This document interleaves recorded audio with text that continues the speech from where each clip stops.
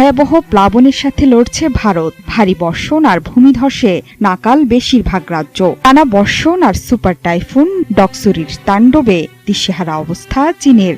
বেইজিংয়ে ১৪০ বছরের মধ্যে সর্বোচ্চ বৃষ্টিপাত হয়েছে বলে জানিয়েছে আবহাওয়া বিভাগ। উত্তরবঙ্গে পানি এসে গেছে। দিল্লির মতো শহর, তাজমহলের মতো সপ্তাশ্চর্য পানির নিচে ডুবে গেছে। উত্তর ভারত পুরো পানির নিচে। আফগানিস্তান পুরো দেশটা পাহাড়ের উপরে, সেখানে পর্যন্ত শহর ডুবে গেছে।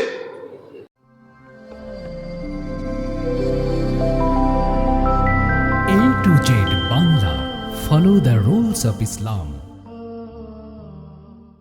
আজকে আমরা দুনিয়ার এমন এক পর্যায়ে এসে পৌঁছেছি, দেখা যায় রাত দিন সূর্যের কিরণ, সূর্যের উত্তাপ, টেম্পারেচার, এটা বিশাল পরিবর্তন হয়ে গেছে।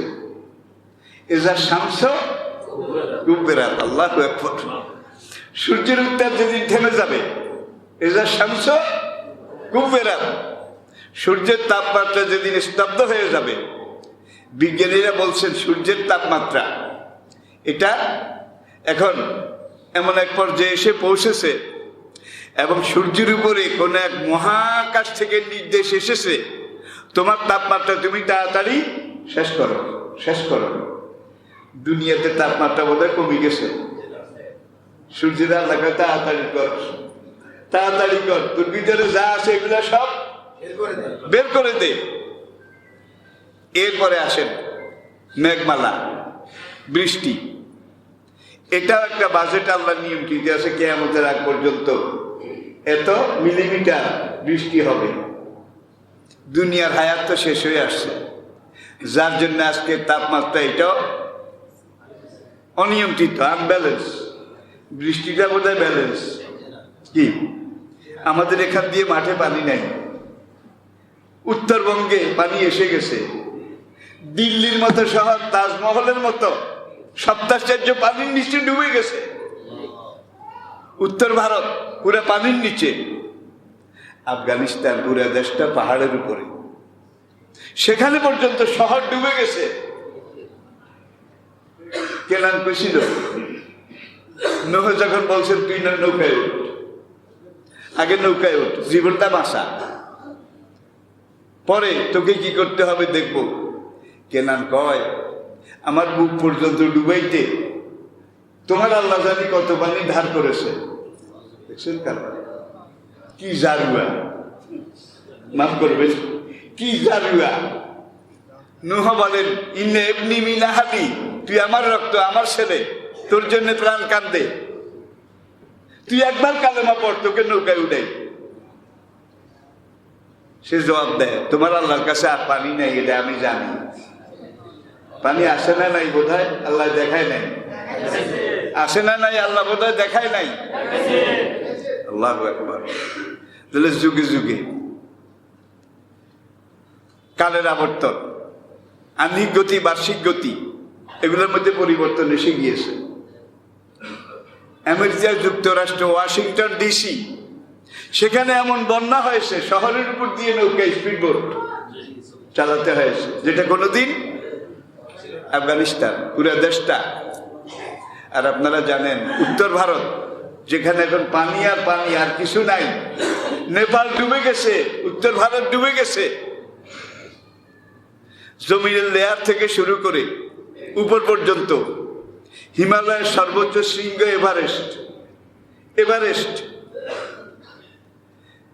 এই এভারেস্ট হিমালয় সহ গোড়া দিয়ে মূলার মতো কুঁড়ে, এটা নিয়ে যদি মারিয়ানা দ্বীপপুঞ্জের পাশে মারিয়ানা ট্রেন্সে ডুবিয়ে দেওয়া হয়, তাহলে পুরো হিমালয় ডুবে যাবে, 4/1 গর্ত বাকি থেকে যাবে।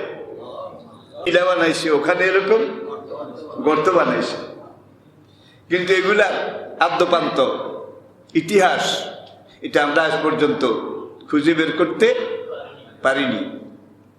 আমেরিকা যেতে আটলান্টিক মহাসাগর পার হয়ে যখন আপনি আমেরিকার কাছাকাছি যাবেন, সেখানে আটলান্টিক মহাসাগরে একটা জায়গা আছে, ওটার উপরে কোনো প্লেন গেলে ঘর্ষণ করে ডুবে যায়, কোনো জাহাজ গেলে জায়গাটার নাম কি জানি?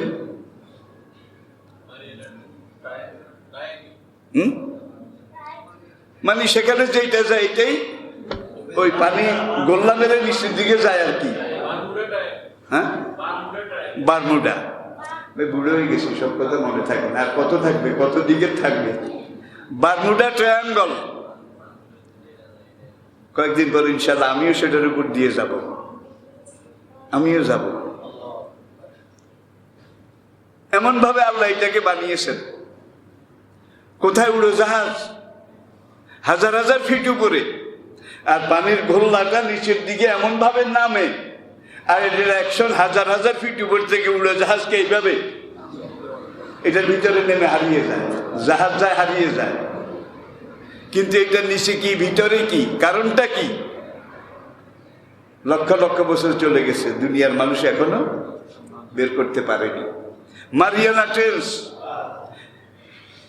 11 কিলোমিটার নিচে, 11 কিলোমিটার গভীর, 11 কিলোমিটার ডুবুরিটা নিচে গেছে একবারে শেষ পর্যায়ে। সেখানে গিয়ে পেয়েছে যে এখান থেকে নিচের দিকে জমিনের যে স্তরটা, লেয়ার, এটা গ্যালভানাইজ আয়রন, এমন লোহা যেটাতে মরিচা জং ধরে না, আর এক ধরনের মহামূল্যবান পাথর। এই গ্যালভানাইজ লোহা আর মহামূল্যবান পাথর, এই দুইটাকে মিশিয়ে নিচের দিকের স্তরটা তৈরি। 11 কিলোমিটার গেছে তারা, তারপরে আর যেতে পারে না। সেখানে গিয়ে তারা জমিনের যে লেয়ারটা পেয়েছে মারিয়ানা ট্রেঞ্চের তলায়, ভাই 11 কিলোমিটার সাগরের ঠান্ডা পানির নিচে, 11 কিলোমিটার নিচে, সেখানে গিয়ে দেখে যে ওই যে জমিনের পরবর্তী যে পাথর আর লোহার ঢালাই করার মতো একজাক্ট বলা যাবে না, কি দি বানাইছে সে জানে। এরা বলছে এমন লোহা যেটাতে মরিচা ধরে না। 2200 ডিগ্রিতে কিন্তু লোহা গলে যায়, 2200 ডিগ্রি তাপ দিলে পাকা লোহা পানি হয়ে যায়। সেখানে টেম্পারেচার 6000 ডিগ্রি সেলসিয়াস। 2200 ডিগ্রিতে লোহা গলে, 6000 ডিগ্রিতে কি গলে? খাইছে। সেখানে গিয়ে যখন তারা এই ভয়াবহ অবস্থা দেখেছে, তখন উপরে আবার মেসেজ পাঠাইলো যে আমাদের ক্যামেরা কাজ করে না, আমাদের ড্রিল মেশিন কাজ করে না, আমরা নিচের দিকে যেতে, তোমরা শক্তিশালী পাওয়ারফুল মেশিন, পাওয়ারফুল ক্যামেরা পাঠাও। তারা পাঠাইলো উপর থেকে। তারা সেখানে আবার এই ক্যামেরা, এই ড্রিল মেশিন ফিট করলো। ফিট করার পরে যতই মেশিন চালাচ্ছে, ক্যামেরা চালাচ্ছে, মেশিন এবার কাজ করে না। এক বিন্দু নিচের দিকে ড্রিল মেশিন যায় না। আর যখনই ড্রিল মেশিন স্টার্ট দেয়, তখন নিচের দিক থেকে কোটি কোটি মানুষের চিৎকার শোনা যায়, কান্না শোনা যায়, বাঁচাও বাঁচাও, জ্বলে গেলাম, পুড়ে গেলাম, একটু পানি দাও, একটু খাওয়া দাও। একদল ডুবুরির কয়েকজন সেখানে হার্ট ফেল করে মারা গেছে। তারা সবাই নাস্তিক, কিন্তু এই নাস্তিকরা বলেছে আমি যদি মুসলমান হইতাম তাইলে বলতাম মহাগ্রন্থ আল কোরআনে যে ইবলীনের কথা আর সিজ্জিনের কথা বলা হয়েছে, নিশ্চয়ই এটা সেই সিজ্জিন, জাহান্নামের মুখ, দোজখের মুখ। তাইলে প্রশান্ত মহাসাগর, মারিয়ানা ট্রেঞ্চ যেটার কথা আমি বললাম, এটা জাপান সাগর থেকে উত্তর পূর্ব দিকে, জাপান সাগর থেকে উত্তর পূর্ব দিকে মারিয়ানা ট্রেঞ্চ